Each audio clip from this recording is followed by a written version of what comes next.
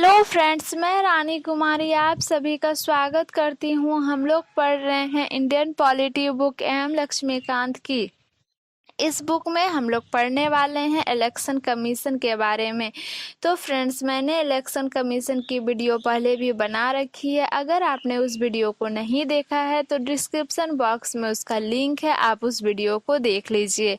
लेकिन फ्रेंड्स, उससे पहले अगर आपने मेरे चैनल को लाइक, शेयर और सब्सक्राइब नहीं किया है तो मेरे चैनल को जल्दी से लाइक, शेयर और सब्सक्राइब कर ले।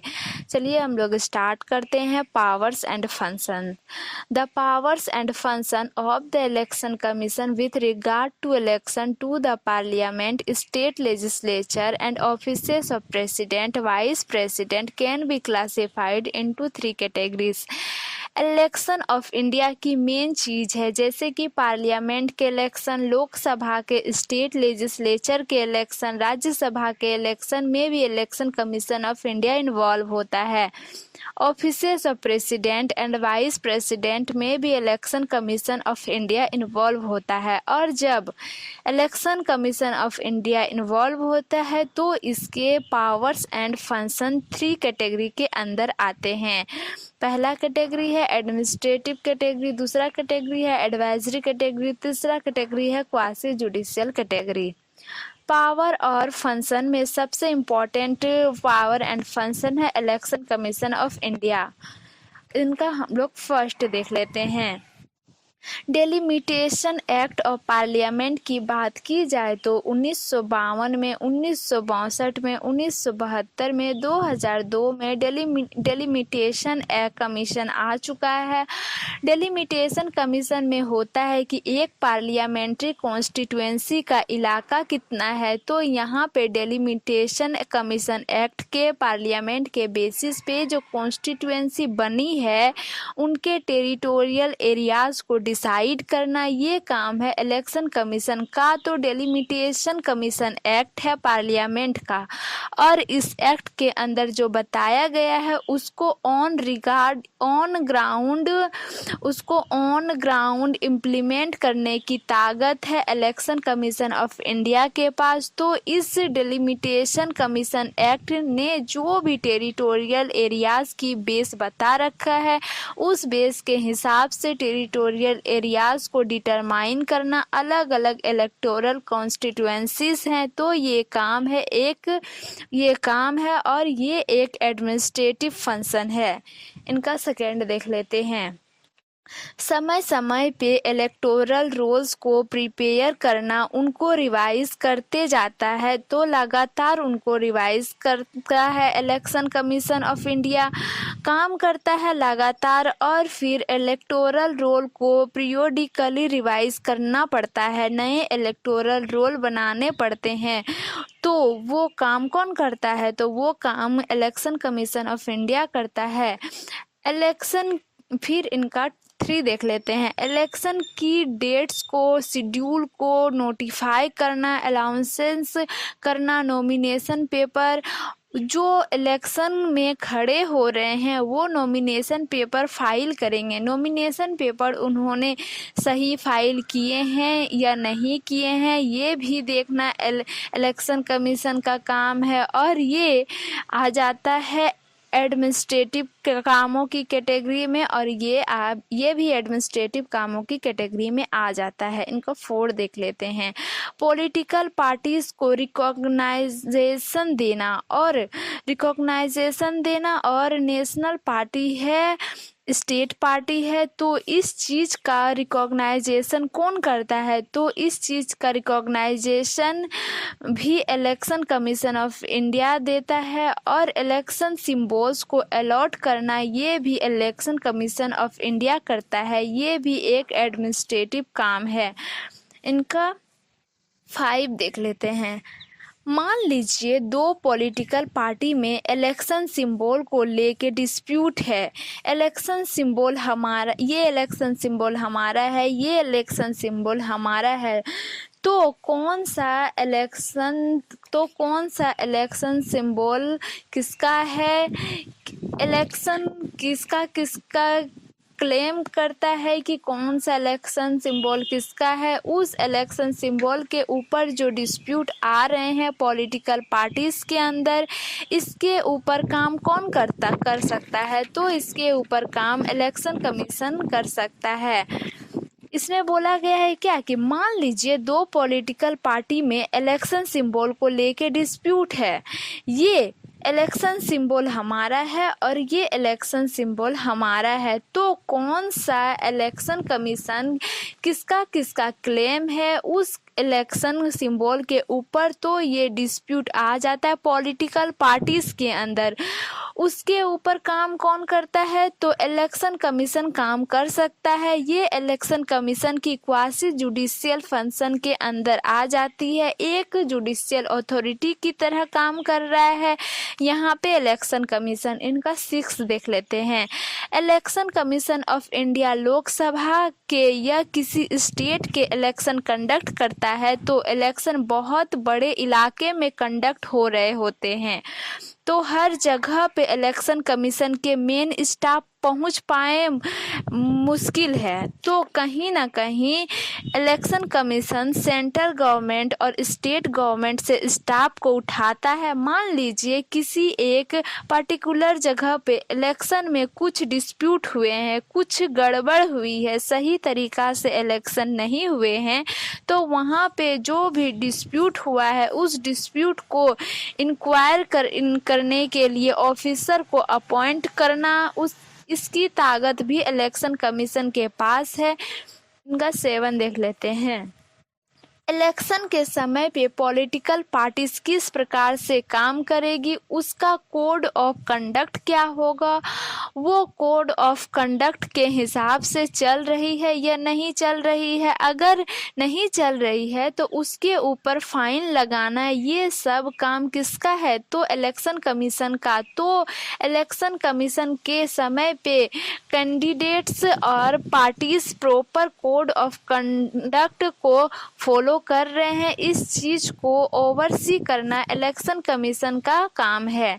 इनका 8 देख लेते हैं। पॉलिटिकल पार्टीज को उनकी स्टैंडिंग के हिसाब से, उनकी प्रीवियस इलेक्शन की परफॉर्मेंस के हिसाब से जो सरकारी रेडियो है, सरकारी टीवी, कुछ समय का समय दिया जाता है। सरकारी रेडियो और सरकारी टीवी जो है उसको कुछ समय का समय दिया जाता है अपना प्रचार प्रसार करने के लिए। तो टीवी पे, रेडियो पे किस पॉलिटिकल पार्टी को कितना समय देना है, उसके इलेक्शन एजेंडा का प्रसार करने के लिए इसके रोस्टर भी कौन प्रिपेयर करेगा, तो इलेक्शन कमीशन करेगा। इनका 9 देख लेते हैं। मान लीजिए लोकसभा के इलेक्शन में किसी मेंबर ऑफ पार्लियामेंट के इलेक्शन से लेके कोई डिस्प्यूट है और इस डिस्प्यूट में बोला जा रहा है कि ये पर्सन जो मेंबर ऑफ पार्लियामेंट की सीट पर खड़ा होके जीत चुका है या खड़ा हो रहा है, तो ये एक्चुअली में या फिर खड़ा है, तो ये एक्चुअली में डिस्क्वालीफाइड था, ये एक्चुअली में काबिल ही नहीं था उस जगह के। तो इसके ऊपर जब कोई डिस्प्यूट होता है ना, तो डिसाइड कौन करता है, तो प्रेसिडेंट। लेकिन पीछे से प्रेसिडेंट की मदद कौन करेगा, तो इलेक्शन कमीशन ऑफ इंडिया मदद करेगा। Election commission of India is the deciding authority of ये पर्सन एलिजिबल है कि नहीं है। तो मान लीजिए पर्सन एलिजिबल नहीं है तो वो इलेक्ट हो गया है, वो पर्सन एलिजिबल नहीं है और वो इलेक्ट हो गया है, तो इलेक्ट होने के बाद उसको डिस्क्वालिफिकेशन से रिलेटेड जब भी प्रोसीडिंग चल रही होगी ना प्रेसिडेंट के सामने, वहाँ पे प्रेसिडेंट जो भी काम करेगा वो किसके हिसाब से करेगा, इलेक्शन कमीशन ऑफ इंडिया के हिसाब से करेगा। तो यहाँ पे भी एडवाइजरी जुरिस्डिक्शन आ जाता है इलेक्शन कमीशन का। तो ये एडवाइजरी फंक्शन है इलेक्शन कमीशन का। इनका 10 देख लेते हैं। जब स्टेट लेजिस्लेचर के इलेक्शन होंगे तो स्टेट लेजिस्लेचर के इलेक्शन में मान लीजिए कोई एमएलए बन गया है और वो एमएलए की पोस्ट के लिए क्वालिफाइड था या नहीं था, उसकी डिस्क्वालिफिकेशन से रिलेटेड जब भी कोई हियरिंग चल रही होगी गवर्नर के सामने, वहाँ गवर्नर को कौन एडवाइस करेगा? तो इलेक्शन कमीशन एडवाइस करेगा। इनका 11 देख लेते हैं।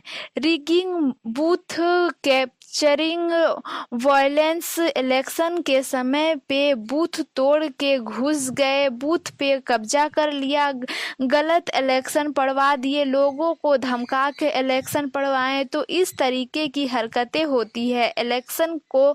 तो इस तरह की जब हरकत होती है ना, तो इलेक्शन को कैंसिल कर देगा कौन? तो इलेक्शन को कैंसिल कर देगा इलेक्शन कमीशन ऑफ इंडिया।